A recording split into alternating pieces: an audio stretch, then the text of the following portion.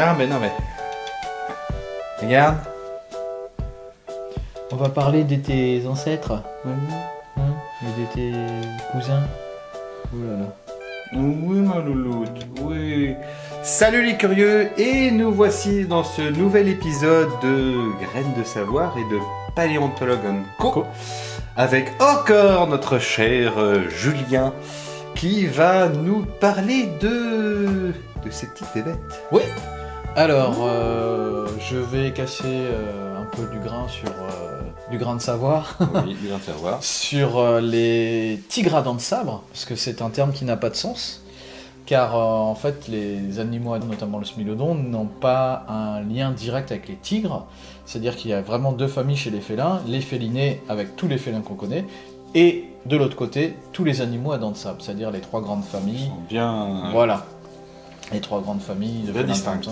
Voilà, les dinophélis, les homotérines et les smilodontinés. Donc, je vais vous expliquer aussi quelles sont les différences morphologiques qu'il y a entre un lion et un smilodon.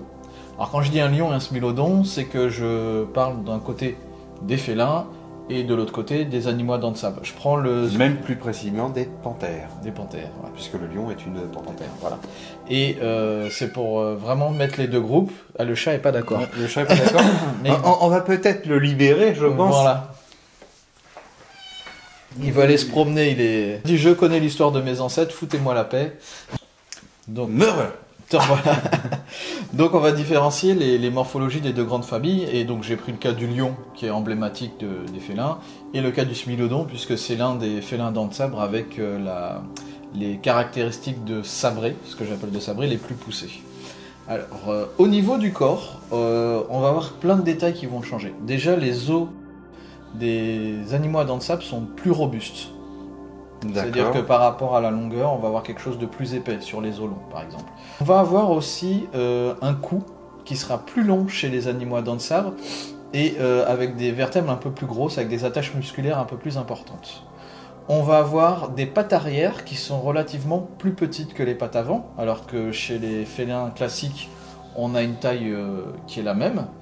On va avoir une queue qui est toute petite chez les félins à dents de sabre, alors qu'elle est relativement longue. Ça dépend des félins. Oui, ça dépend des félins, mais la plupart du temps... chez le lion, le tigre, elle est très très longue. Et on va avoir le pouce qui est plus gros, avec une plus grande griffe, un peu comme chez les vélociraptors, mais de moindre mesure. Hein. D'accord. Est-ce que c'est véritablement mobile ou... Non, c'est comme chez les autres félins, sauf que le pouce et la griffe est beaucoup plus grosse que les autres. Ça doit être sympa quand il patoche. Ah ben quand il patoche, on savait où était le pouce quand il patoche. On a les vertèbres lombaires qui sont beaucoup plus petites et beaucoup plus tassées. Et on a un omoplate qui est légèrement plus allongé chez les animaux à dents de sabre. D'accord. Voilà. Donc ça, c'est pour ce qui concerne le poste crânien. Et c'est toujours en lien avec le crâne. Tu vas voir que tout est lié. Alors, d'abord, je vous ai parlé du poste crânien. Là, je vais vous parler du crânien. Et puis après, je vais vous expliquer pourquoi tout est lié. Alors, forcément, qu'est-ce qu'on voit en premier sur un crâne de sabré? Les canines qui sont surdéveloppées.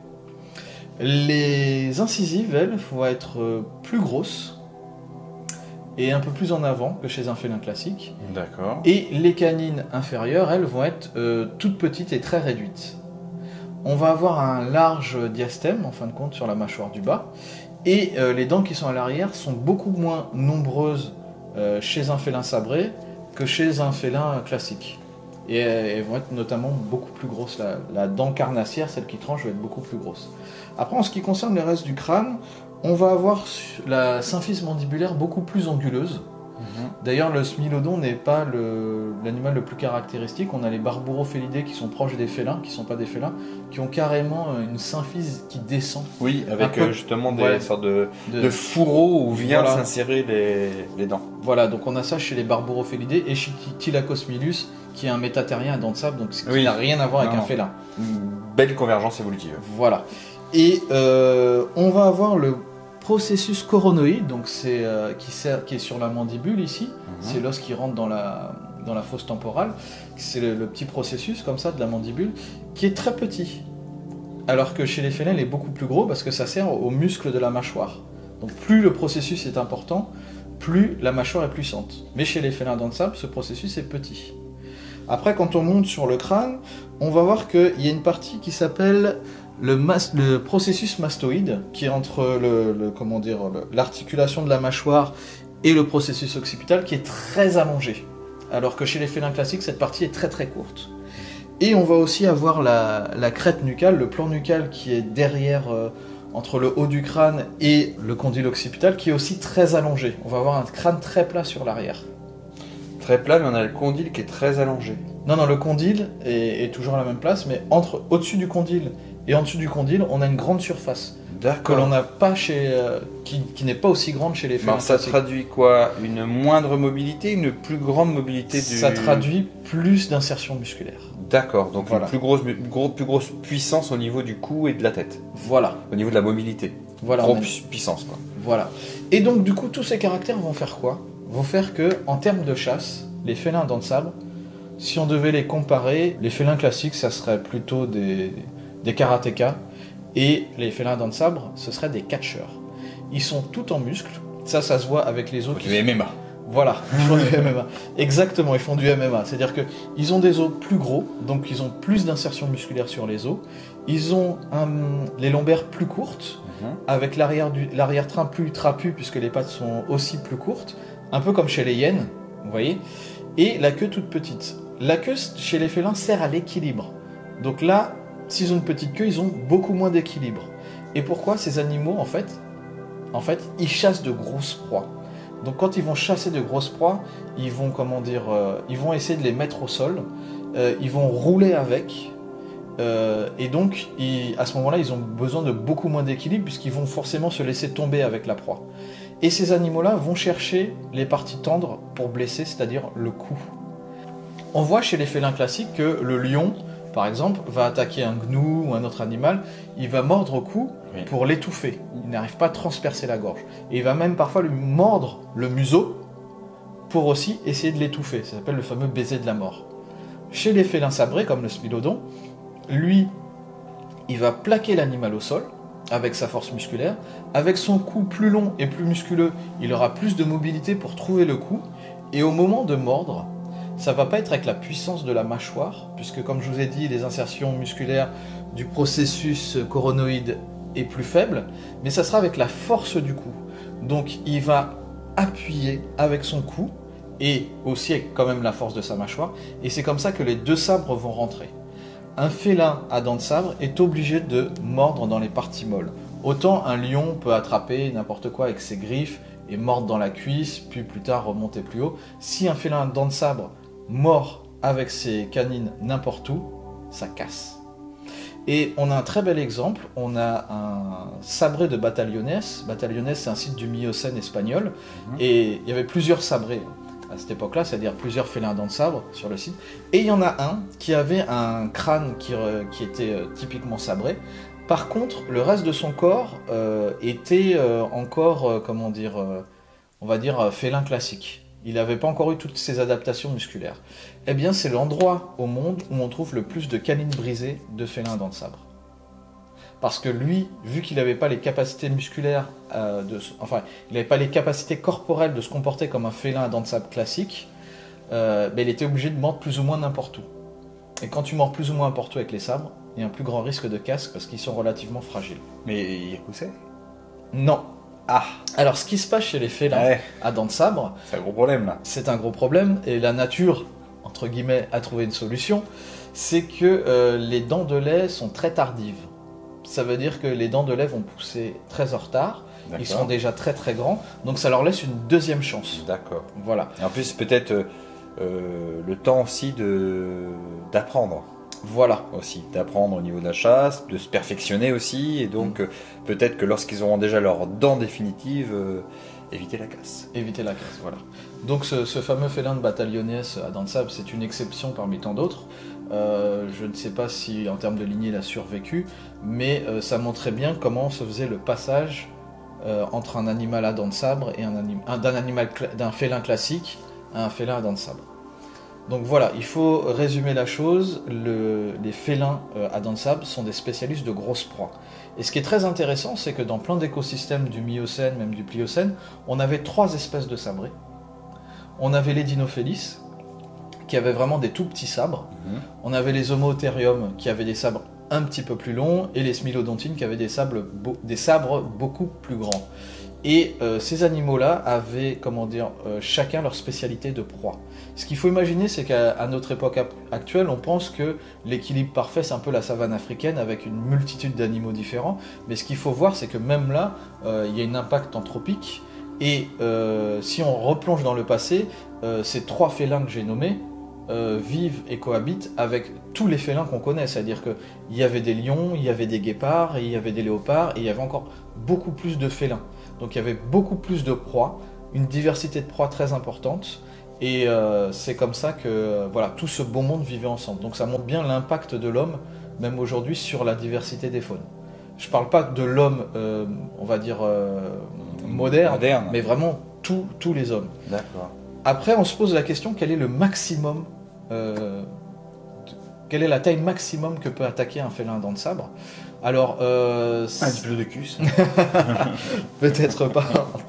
En termes anachronisme, ça va pas. Voilà. Éléphant. Un pachyderme. Un pachyderme, oui. On dit pas pachyderme, on dit pachyderme.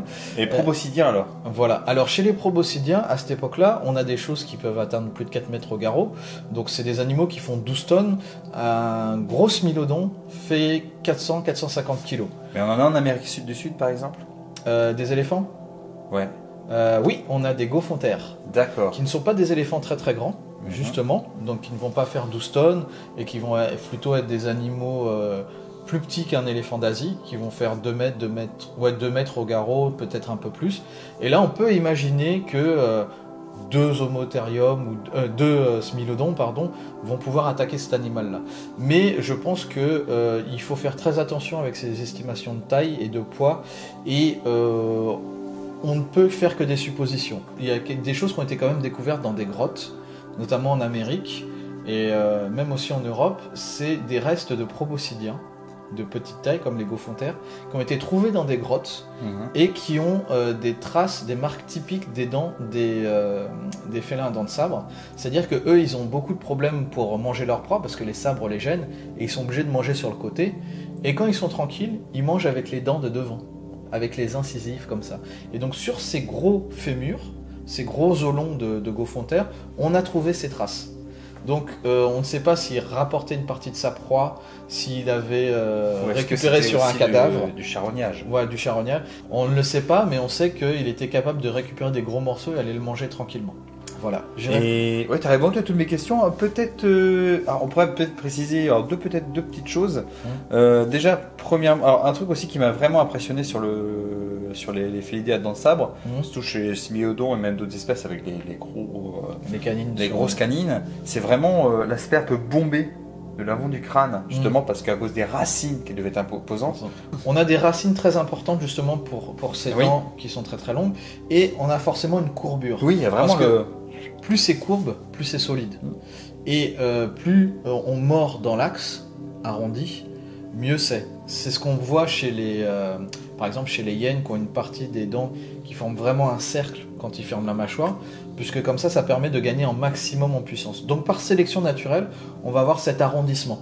Voilà. Et si le sabre est légèrement arrondi, il faut que la racine aussi soit arrondie et bombée pour créer de la résistance. Si vous avez un sabre arrondi, une racine plate, ça ne fonctionne pas. Et une dernière petite chose, nos chers Smilodons et nos chers hominidés. Oui. Est-ce que, par exemple, l'Homo sapiens, qu'on voit souvent dans des films, c'est comme dans le film 10 000 ans avant Jésus-Christ, on voit un homme se battre contre un Smilodon, et donc cette vision est totalement erronée. Alors, elle est totalement fausse. Déjà, le félin est immense. Il pourrait se battre avec un T-Rex pratiquement. C'est plutôt un ours des cavernes avec des dents de sapin. Voilà. Oui, d'accord. Donc déjà, ça c'est faux. Si on considère le genre Homo, voilà, qui date de 2 à 3 millions d'années, ils ont rencontré des félins à dents de sabre en Afrique, en Europe. Mais si on prend le cas spécifique de l'homme moderne, c'est-à-dire 300 000 ans, on va avoir quelques rencontres en Europe. Mais en Amérique du Nord, donc et en Amérique du Sud, surtout, parce avec que Smilodon, c'est Amérique du Sud. Smilodon, c'est Amérique du Nord et Amérique du Sud, oui. Et après, ils ont migré vers le Sud. Voilà. Justement, en Amérique du Nord, on a Smilodon fatalis, et en Amérique du Sud, on a Smilodon populator. Et Smilodon populator n'a jamais rencontré d'humain.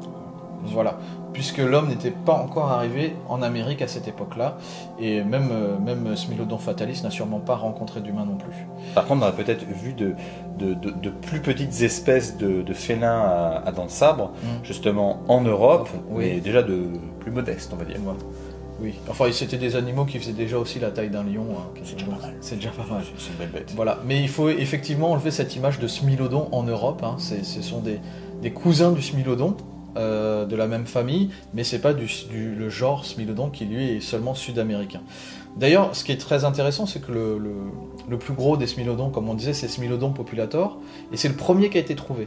Il a été trouvé par un Danois au Brésil, Monsieur Luns, qui était un botaniste, et puis il s'est pris d'amour pour la paléontologie, ça arrive à beaucoup de monde. Et voilà, il y avait une grotte pas loin de là où il habitait, où il y avait du salpêtre, donc ce produit qui sert à faire plein de choses. Et il avait vu que dedans il y avait plein d'ossements. Donc il s'amusait à récolter les ossements. Et il a vu quelques ossements qui étaient étranges, il les a attribués à de la hyène. Après il s'est rendu compte que c'était un autre animal. Et l'holotype, c'est-à-dire l'animal de référence, le Smilodon de référence, a été envoyé au Muséum d'Histoire Naturelle par Luns. Donc voilà, il n'est pas visible dans la galerie, mais il est, il doit pas être forcément en très bel état et forcément présentable, mais il est au Muséum d'Histoire Naturelle dans les tiroirs. C'est bon à savoir. Il s'est quand même rendu compte que cet animal était très imposant, avec les restes qu'il avait, et donc il l'a appelé Smilodon, qui veut dire dent en ciseau, ça n'a rien à voir avec smile, et populator, car il pensait qu'il devait semer la terreur dans la population. Voilà. D'où le nom. Et après, toutes les espèces de félins dents de sable qui ont été trouvées étaient plus petites que celui-là. Belle bête. Voilà, belle bête. Eh ben, je te remercie. Ben moi aussi. Merci beaucoup pour ces petits chats, non, ces gros chats, ces très très gros chats. Et ben, on se retrouve bientôt dans une nouvelle vidéo. Nouvelle vidéo. S'il y a du Queen Amman, je reste. Oui, il y a encore du Queen Amman, t'inquiète pas. Bon, à bientôt. Sur ce, à bientôt. À bientôt à vous. Et surtout, à bientôt à vous. Et surtout, que la curiosité soit avec vous à tout jamais.